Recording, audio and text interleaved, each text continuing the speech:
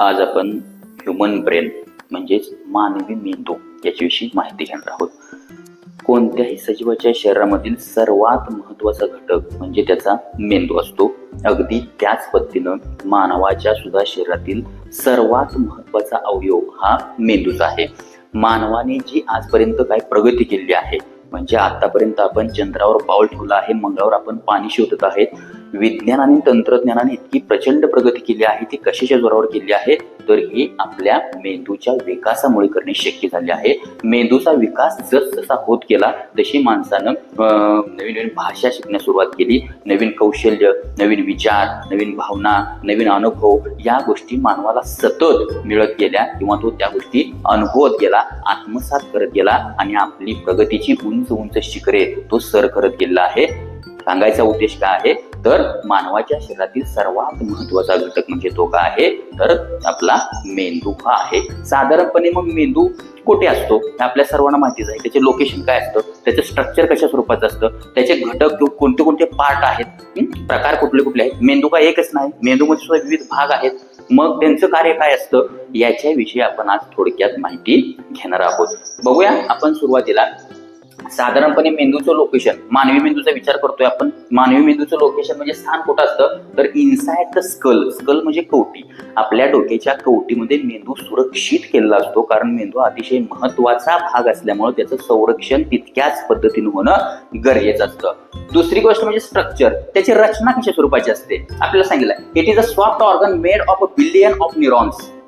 साधारणपणे आपला मेंदू हा अतिशय मृदू आणि मऊ असतो. त्याच्यामध्ये काही कठीणपणा, टणकपणा किंवा त्याच्यामध्ये हाडे वगैरे नसतात. तो अतिशय मृदू, अगदी चाकूने सहज कापता यावा इतका तो मऊ असतो. त्याचबरोबर न्यूरॉन्स, ज्याला आपण काय म्हणतो, नर्व सेल असं म्हणतो, चेतापेशी, जवळजवळ 100 अब्ज इतक्या न्यूरॉन्स आपल्या मानवी मेंदूमध्ये आपल्याला बघायला मिळतात. आणि त्या कशामुळे सामावलेल्या आहेत, तर मानवी मेंदूची रचना आपण पाहिलेली आहे. आपण फोटोमध्ये आपला मेंदू पाहिलेला आहे. तर त्याच्यामध्ये काय असतात, तर फोल्ड सरफेस असतो. म्हणजे आपल्या मेंदूमध्ये जो सरफेस आहे तो असा वळ्याने किंवा घड्याने बनलेला असतो. म्हणजे त्याच्यावर उंचवटे, खोलगट भाग आपल्याला दिसतो. हा खोलगट किंवा उंच भागामुळे काय होतं, तर जे न्यूरॉन्स आहेत किंवा ज्याला आपण चेतापेशी म्हणतो, त्या जास्तीत जास्त सामावण्यासाठी त्याच्यामध्ये आपल्याला काय होत असते, मदत होत असते. त्यानंतर वेट, वजनाचा जर विचार केला तर मानवी मेंदूचं वजन हे साधारणपणे 1300 ते 1400 ग्रॅम इतपत असतं, हे लक्षात घ्या. आणि त्यानंतर पुढचा घटक पार्ट्स ऑफ द ब्रेन, म्हणजेच मेंदूचे विविध प्रकारांचा जर आपण विचार केला तर मानवाच्या दोटीमध्ये मेंदू हा एकच आहे, परंतु त्याचे विविध भाग या ठिकाणी आपल्याला पडताना दिसतात. त्यांची कार्य सुद्धा वेगवेगळी आहेत. ती कार्य सुद्धा आपण थोडक्यात पाहणार आहोत. साधारणपणे मेंदूचे कसे प्रकार पडतात, तर पहिला प्रकार जो आहे तो त्याला आपण सेरेब्रम म्हणतो. मराठीमध्ये आपण त्याला प्रमस्तिष्क असं म्हणतो. सांगायचा उद्देश आहे की हा भाग मेंदूचा सर्वात मोठा भाग आहे, ज्याला आपण सेरेब्रम असं म्हणतो. साधारणपणे आपल्या मेंदूचा 2/3 2/3 म्हणतो आपण त्याला, एवढा भाग हा या भागानेच व्यापलेला आहे. त्यानंतर दुसरा घटक आहे त्याला आपण सेरेबेलम असं म्हणतो. मराठीत आपण त्याला अनुमस्तिष्क असं म्हणतो. यालाच आपण लहान मेंदू असं सुद्धा म्हणत असतो. आणि तिसरा जो भाग आहे त्याला आपण मेडुला ऑब्लॉंगाटा असं म्हणत असतो. मराठीमध्ये आपण त्याला मस्तिष्क पुच्छ असं म्हणतो. आणि या तिघांची कार्य काय आहेत याच्याविषयी आपण आता थोडक्यात माहिती घेणार आहोत. फंक्शन्स ऑफ द ब्रेन, मेंदूची कार्य आपण या ठिकाणी पाहणार आहोत.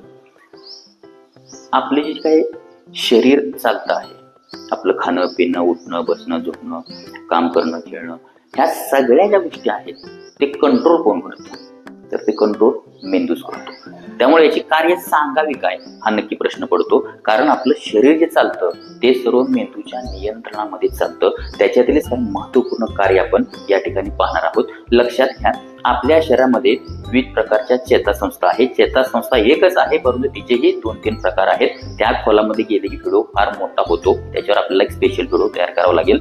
फक्त लक्षात घ्या, सांगायचा उद्देश काय आहे, आपल्या शरीरामध्ये जी चेतासंस्था आहे त्यामधील सेंट्रल नर्वस सिस्टीम जी आहे, मध्य चेतासंस्था, त्याचा भाग हा मेंदू असतो. मेंदू आणि स्पायनल कॉर्ड, स्पायनल कॉर्ड म्हणजे मज्जारोज्य म्हणतो आपण त्याला, जो आपल्या पाठीच्या कणेच्या खालच्या भागाकडून मेंदूपर्यंत तो गेलेला असतो. आणि ह्या चेतासंस्थेचं जाळं आपल्या संपूर्ण शरीराभर पसरलेलं असतं. आणि त्या चेतासंस्थेद्वारेच मेंदूपर्यंत विविध संदेश पोहोचवले जात असतात. चेतासंस्था हे विविध प्रकारचे कार्य करतात.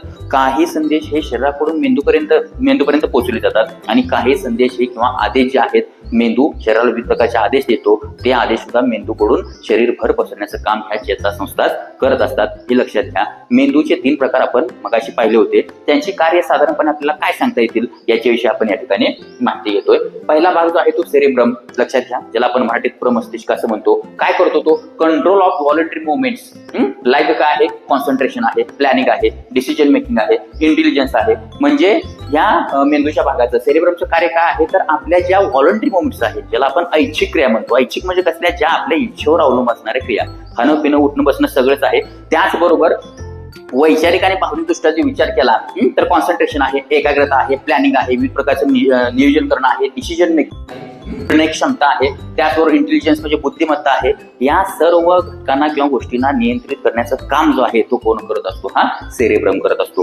दुसरा घटक जो आहे त्याला आपण सेरेबेलम असं म्हणतो, ज्याला आपण वाटत अनुमस्तिष्क किंवा लहान मेंदू असं म्हणतो. काय करतो हा? मेंटेनिंग द बॉडी बॅलन्स, म्हणजे आपल्या शरीराचा समतोल ठेवण्याचं काम किंवा शरीरावर नियंत्रण ठेवण्याचं काम कोण करत असतो? तर हा लहान मेंदू करत असतो.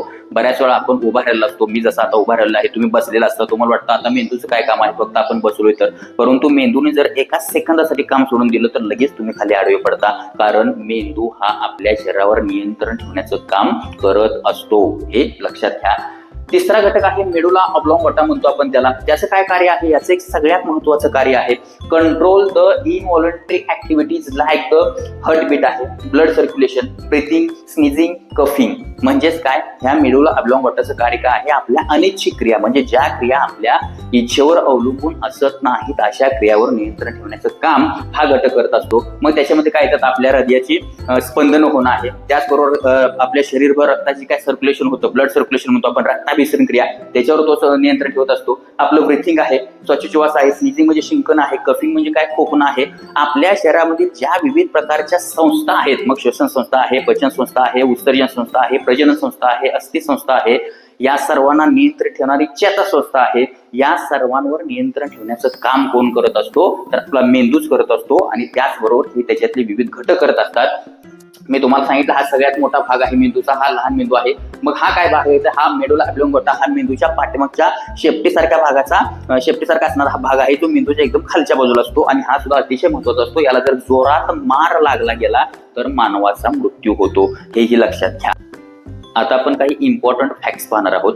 मानवी मेंदूविषयी काही महत्वपूर्ण घटक आपण या ठिकाणी पाहणार आहोत. आपण पाहिलं मेंदू हा मानवाच्या शरीरामधील अतिशय महत्वाचा अवयव आहे.